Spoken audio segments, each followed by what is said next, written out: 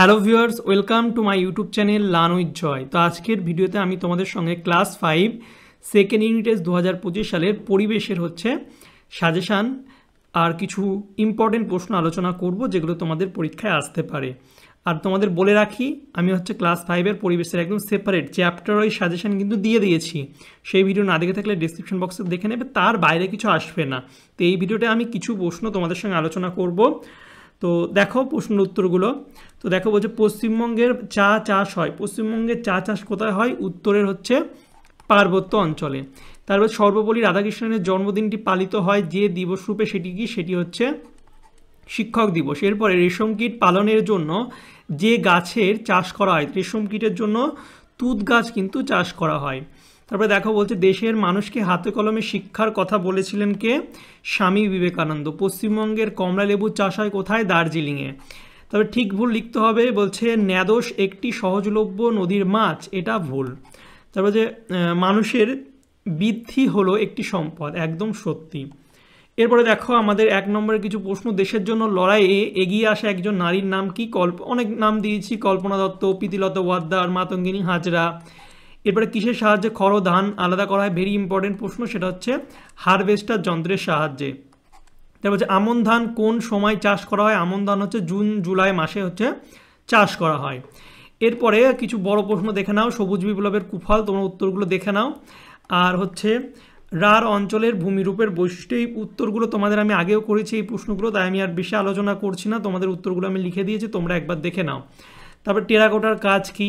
দেখে নাও, very important টেরাকোটার কাজ। এরপরে 3 নম্বরের প্রশ্ন, সম্পদকে সকলের জন্য সমান ভাগে ভাগ করা উচিত কেন? আর ধাপ চাষ পদ্ধতি, ভেরি ভেরি ইম্পর্টেন্ট। ওকে, ধাপ চাষটা তোমরা আরেকবার দেখে নাও, ভেরি ইম্পর্টেন্ট। এরপর রামমোহন রায়কে আমরা আজও স্মরণীয় করি কেন? তো টিকা দিতেও পারে, যে টিকা, তো এই এদের কিন্তু টিকা দিতেই পারে রামমোহন রায় যেগুলো আছে তোমাদের বইয়ে, এর মধ্যে রামমোহন রায়টা কিন্তু বেশি ইম্পর্টেন্ট। এরপরে আবার দেখো কিছু প্রশ্ন। বলছে বিশ্বভারতী বিশ্ববিদ্যালয়ে যে শহরে অবস্থিত সেটি কি? বিশ্বভারতী বোলপুরে অবস্থিত। তারপরে বলছে প্রদত্ত মাছগুলির মধ্যে কোনটি ভেরিতে চাষ করা হয়? ভেরিতে চাষ করা হয় ভেটকি। তারপরে কার জন্মদিনে শিশু দিবস পালন করা হয়? শিশু দিবস, very very important, Jawaharlal Nehru, very important.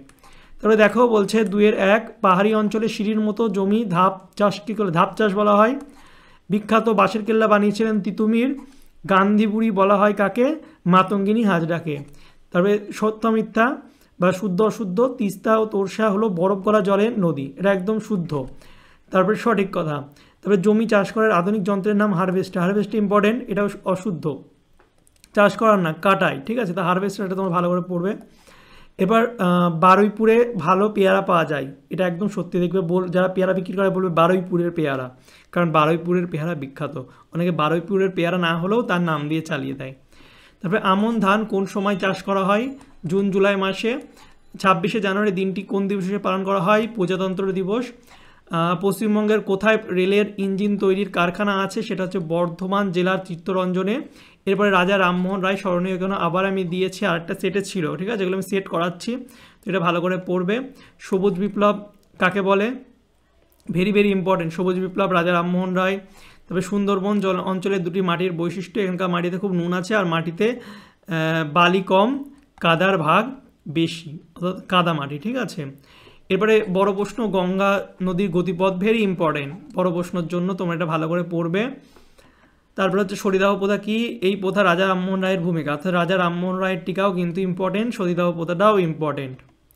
তারপরে বর্তমানে কি পদ্ধতিতে অবলম্বন করে ফসলের উৎপাদন আরও বাড়বে? তো ফসলের উৎপাদন বাড়ার কিছু উপায় দেখিয়ে দিয়েছি, ঠিক আছে।